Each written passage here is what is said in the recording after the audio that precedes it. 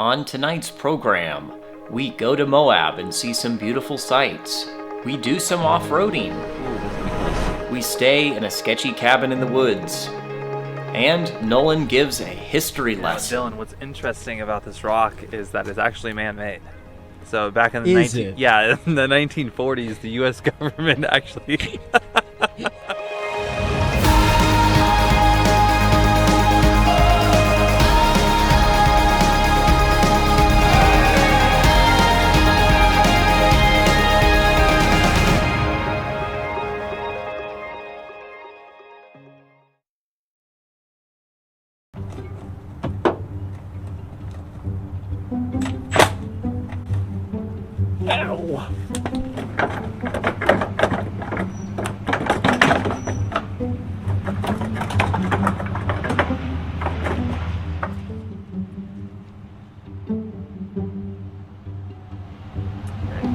I think we're ready to go to Moab.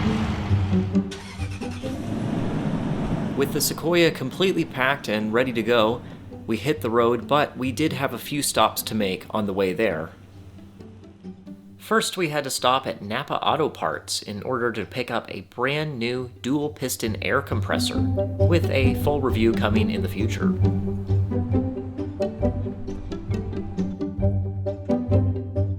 Also, we had to pick up our great friends, Nolan and Peyton, from the airport in Salt Lake City. Hey! Hi!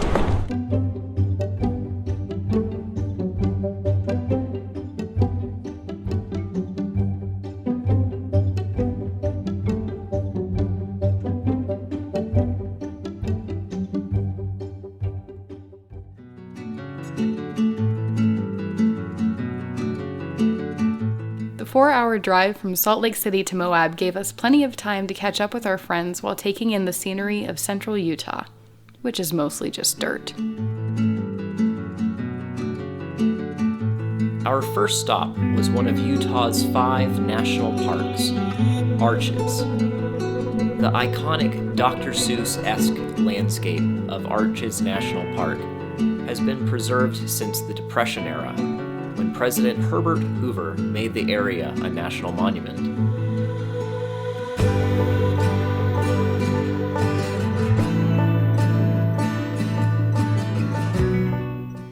Upon entering the park, we had to make a stop at one of my favorite attractions inside Arches, the Balanced Rock.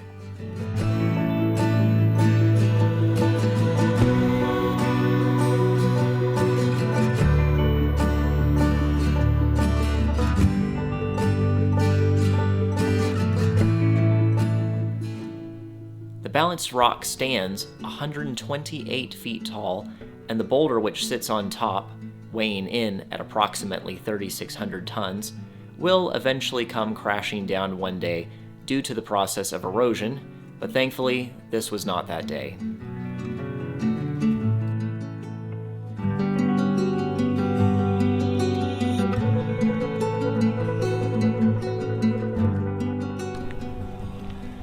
Dylan, what's interesting about this rock is that it's actually man-made. So back in the 1940s, the U.S. government actually Go on. they in the 1940s, the U.S. government actually brought like a massive crane and took the rock from right here and then lifted it up there, and they did a pretty good job, if I do say so myself. Yeah. They did better than I would getting it up there. I got back to the house. My landlord cut the vines down. I hold my keys too tightly in my pocket. I walk into the room. You're sleeping and it's quiet. With daylight fleeting, we opted to spend what little time we had left in the day meandering around on the Windows Trail. This easy and very accessible trail escorts visitors to and around some of the park's most beautiful arches, namely the Double Arch and the North and South Window Arches.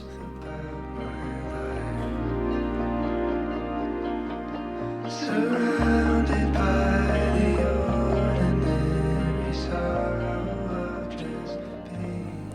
After finally running out of daylight in the park, we headed south to the town of Monticello, where we had rented a remote one-room cabin.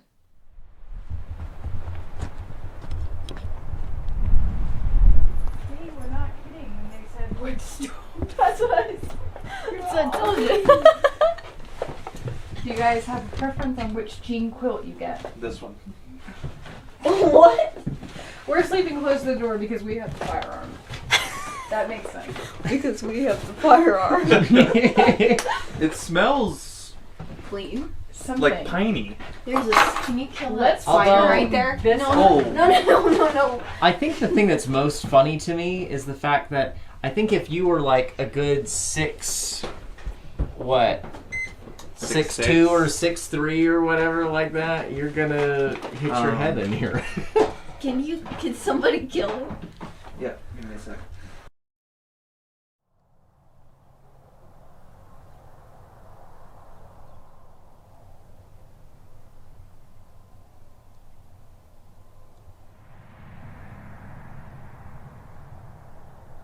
So, we'll start with my personal favorite, which is the International Delight, because it is a delight. Caramel macchiato iced coffee. Versus what everyone else wanted.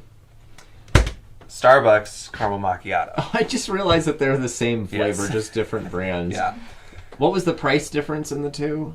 $6, $4.50. Which one is this? This is the Starbucks. Starbucks caramel macchiato, Okay. which is really good. Yeah. I Yeah. don't think anybody's I doubting think that. this is comparison to the caramel macchiato, the International Delight one. The biggest difference is that there's actually coffee in this one. Okay. All right, Pete. Now you've got the International Delight, which we did determine is iced coffee, and the Starbucks is iced espresso. So there is a difference. But Yeah. This one I would say like definitely lacking in caffeine, and then it has like more of like a chocolate milk flavor to it than coffee. That's why Nolan prefers it. Yeah. Yeah. Because But I'm a still child. good. I'm a child. If you want to drink something at night, this would be the recommended choice. I think No. that's a good takeaway Yeah. for the viewers. Yeah.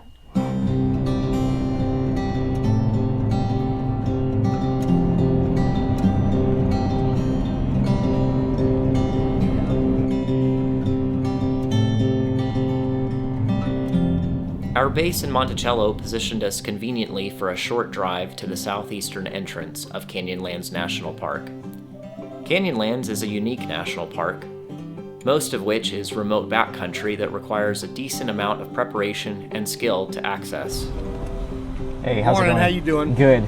Good to go. All right, have a great day.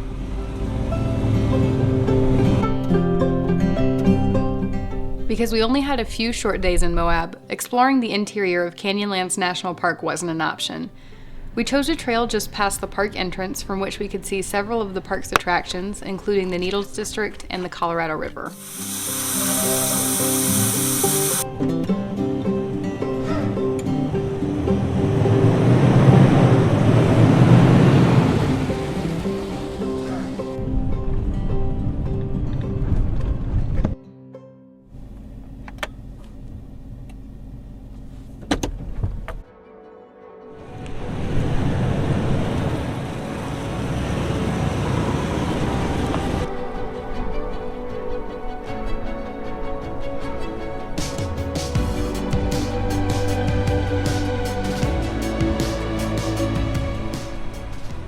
The trail that took us up to the canyon overlook was definitely not one to be taken lightly. It is rated as a 4 out of 10 on the Moab scale of difficulty, so I would suggest it is definitely outside the capabilities of crossover-based all-wheel drive vehicles. But in spite of our very intense choice of music for this video segment, the Sequoia with its low range gearing and plethora of modifications proved to make the trail seemingly easy.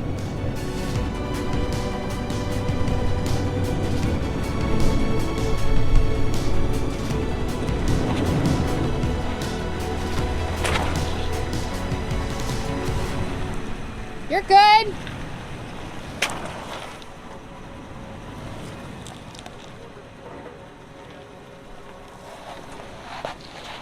There was one obstacle, a 2-foot shelf, that I had some concern with originally. Video footage never accurately depicts moments like these. Here, I'll get maybe a better edge. Yeah.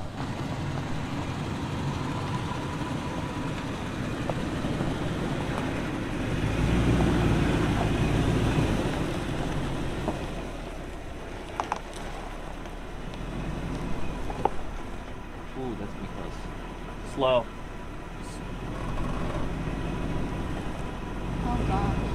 Oh gosh. Oh gosh. Is it on the? What about the other Oh, side? he's good. Yet, once again, the Sequoia was completely unfazed.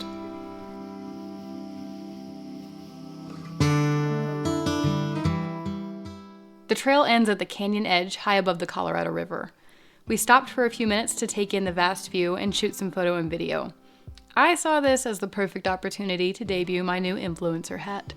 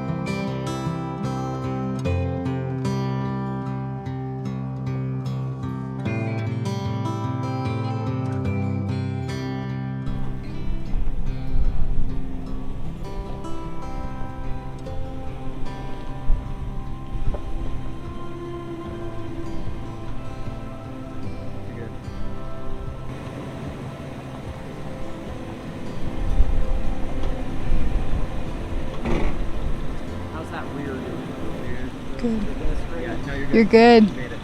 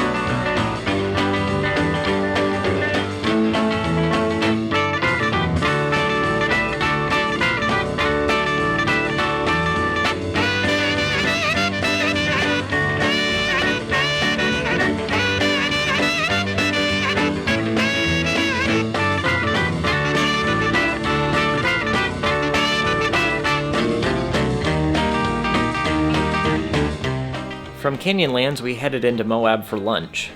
We spent the rest of the day exploring the BLM land southwest of Moab, ending the day at what we all agreed was our favorite spot, Hurrah Pass.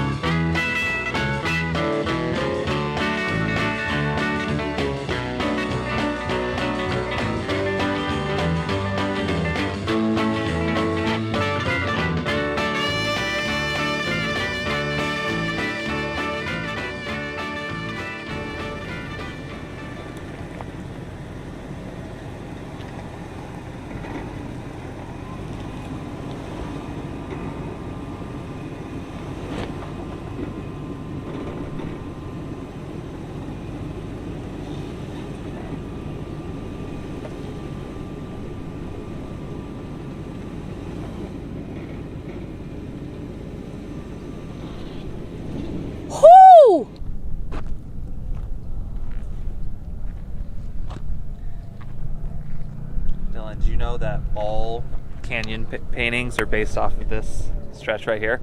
Really? Every single painting In of the a whole canyon. world, this view, Right here. this is the one. Sorry. Yeah. I like the nice like green and red, the contrast that it makes. Yeah. It just makes everything look very saturated. Yeah, it's pretty cool. Yeah.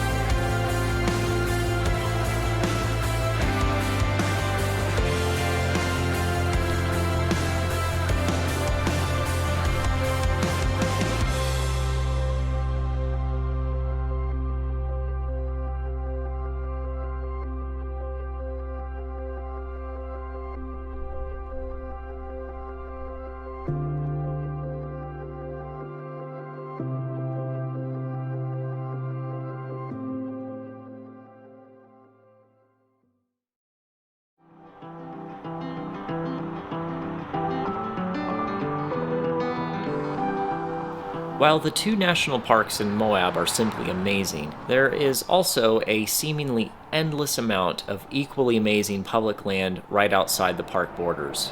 We spent the last morning of our trip rolling through more BLM land right outside of Moab, getting to visit the Wilson Arch and the Gemini Bridges.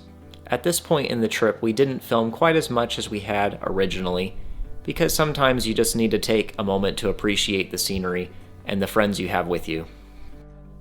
Besides the breathtaking landscapes we saw over this quick weekend trip to Moab, I think my favorite thing I saw was a man in his front-wheel drive sedan parked by the dirt road on the way to Hurrah Pass, just enjoying the beautiful late afternoon sunlight slowly moving up the canyon walls.